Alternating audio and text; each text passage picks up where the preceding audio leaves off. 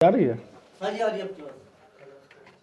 एक तो शायर लोग आ जाते हैं तो वो अपने पल्ले नहीं पड़ता है। इनका कॉन्फिडेंस देखते हैं कि जुदा होने में भी पूरा यकीन रखते हैं। और दूसरी बात कि इन्होंने डार्क करने से मना कर दिया है, देखते हैं कैसा जाता है। बिहार से कितने लोग हैं यहाँ पे? सब बिहार से ही हैं। बिहार में ना, बिहार के जो चोर होते हैं वो बड़ी हाईटेक होते हैं। आप लोगों के घरों में चोरी होती है, हम लोगों के यहाँ सड़क चोरी होती है, पुल चोरी हो जाती है। आप समझ रहे हैं, पुल चोरी हो जाना। मैं अभी जिस पुल से आया हूँ 10 मिनट बाद पता चल रहा है कि वो पुल ही चोरी हो गई है। कि भाई मैं घर कैसे जाऊंगा? अब मुझे तैरना भी नहीं आता है। मैं नाव पकड़ के किसी तरीके से नदी को पार किया, उसमें चोट लग गया। चोट लगने के बाद मैं सरकारी अस्पताल गया बिहार के।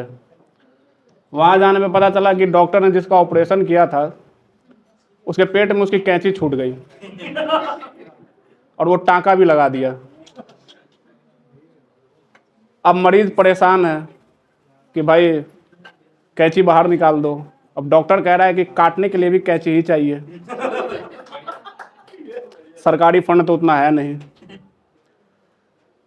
तो मैं मलहम वगैरह कराकर वापस आ गया।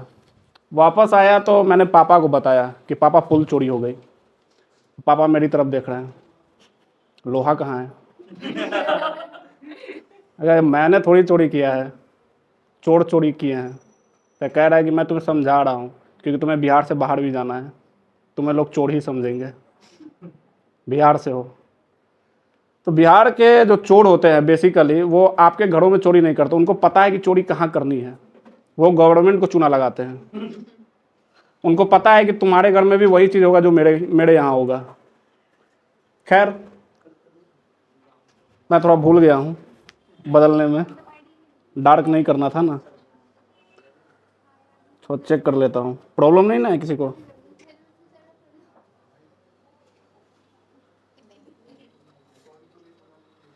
ठीक है, बहुत बढ़िया।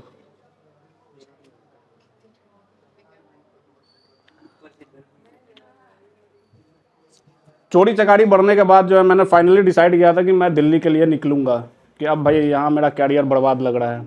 एक तो भगवान ने मिडिल क्लास में पैदा कर दिया, ऊपर से बिहारी, कैरियर शुरू होने से पहले ही ख़त्म।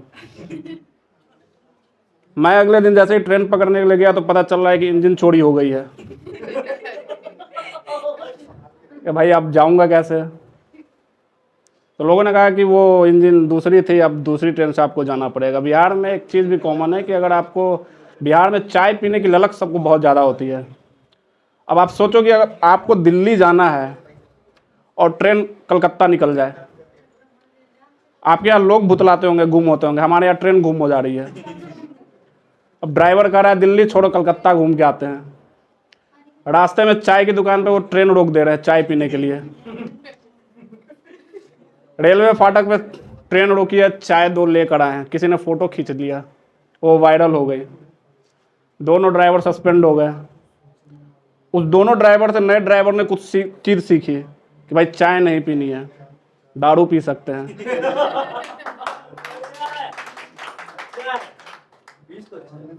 दिल्ली में जब आया तो मेरे को दिल्ली दूसरा बिहार लगता है। यहाँ हर तीसरा आदमी मुझे बिहारी ही मिल जाता है। बिहारी हर जगह घुसे पड़े हैं।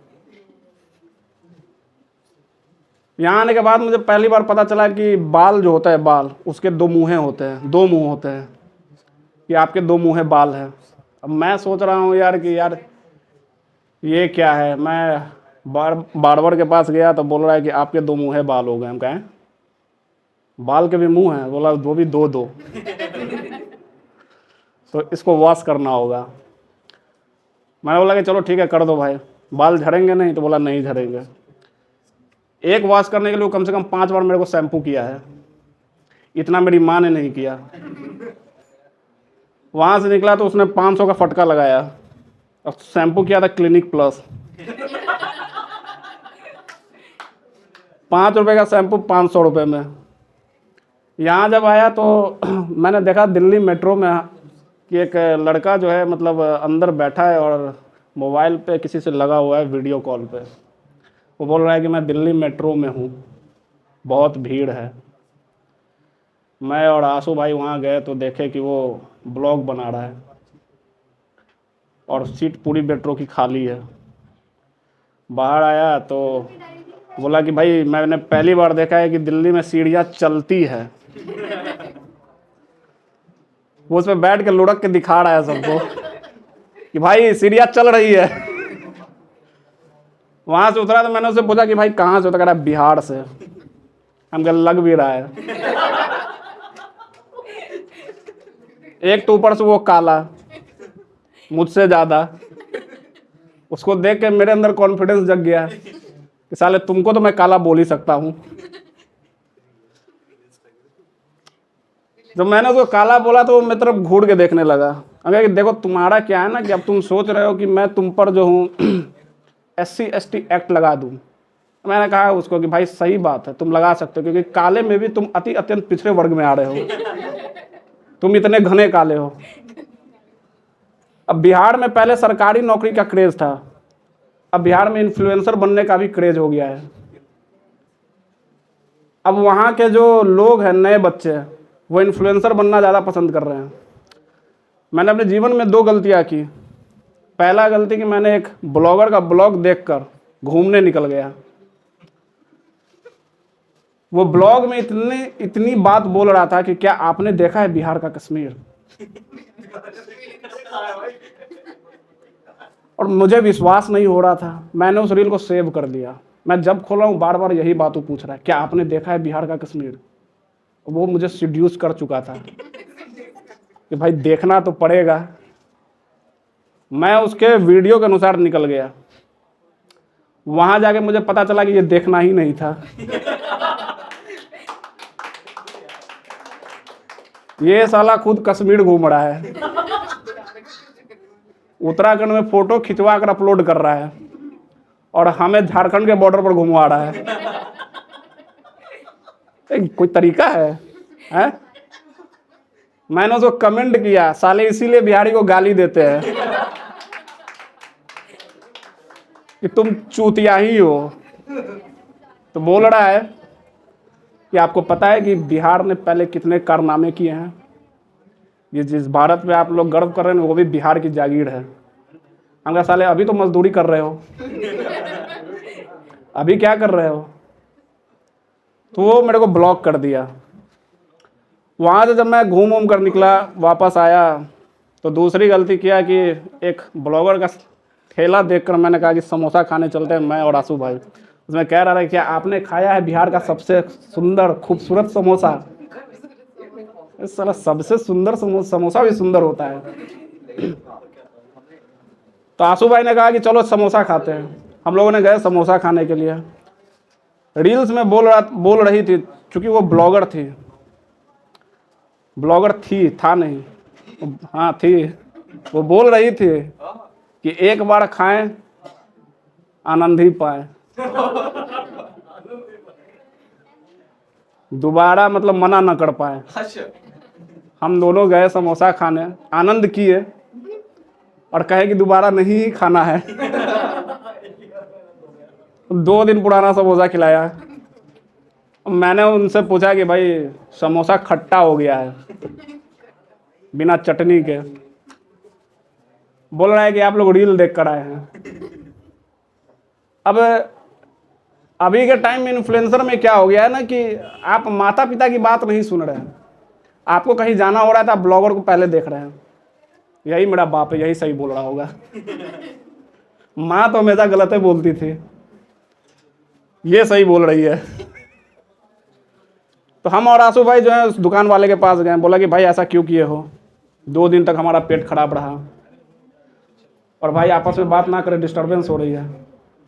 आप ही को बोल रहे हैं। बोल रहे थे कि दही चूड़ा भी नहीं मिलेगा भाई। मिस कर रहे हैं यार दिल्ली में। कर दिए ना डिस्ट्रैक्ट भाई, कर दिए ना डिस्ट्रैक्ट। कहाँ थे भाई? ऐसे तो नहीं लगने है ना भाई। हाँ मैडम को याद है, मैडम पूरा इंटरेस्ट ले रही है। पेट खराब था, पुदीना खा लिए थे हम लोग। पेट खराब होने के बाद आंसू भाई उस दुकानदार के पास गए, बोले कि यार तुमने जो खिलाया है वो क्यों खिलाया है? तो बोला कि दरअसल मैंने ना भाई मैडम को 5,000 रुपये दिए थे। उसने अपने टीवी पर का एक वीडियो चलाकर मेरे पास लाई और बोली कि मैं आपका ऐड कर दूंगी समोसों का, 5 रुपये के समोसे सबसे बेहतर, आपका समोसा। मैंने देखा और बोला कि टीवी पर चलेगा तो बहुत लोग देखेंगे, मेरा सेल बढ़ेगा। उसका सेल नहीं हो रहा था। वो मोबाइल पर चला दी फेसबुक पे भाई, और लोग आए भी 10-12 लोग खाने के लिए, और 5,000 रुपये वो लेके चली गई, साथ में 5 समोसा भी। अब 5,000 रुपये दिए हैं तो वसूली तो कहीं से करनी होगी ना। मैं कहा यार 5,000 तू उसको दिया, 5,000 की चटनी बढ़ा देता, समोसा बढ़िया हो जाता। खैर अब मज़ा नहीं आ रहा है। बहुत बहुत धन्यवाद। अच्छा किया आपने भी, अच्छा आपके वजह से महाराज बदलना पड़ा है। अच्छा किया, आप दिया तभी तो अच्छा होना है। शुक्रिया भाई। आप बोले कि डार्क नहीं करना है। हाँ, पर यार बिना डार के मैं बता रहा हूँ,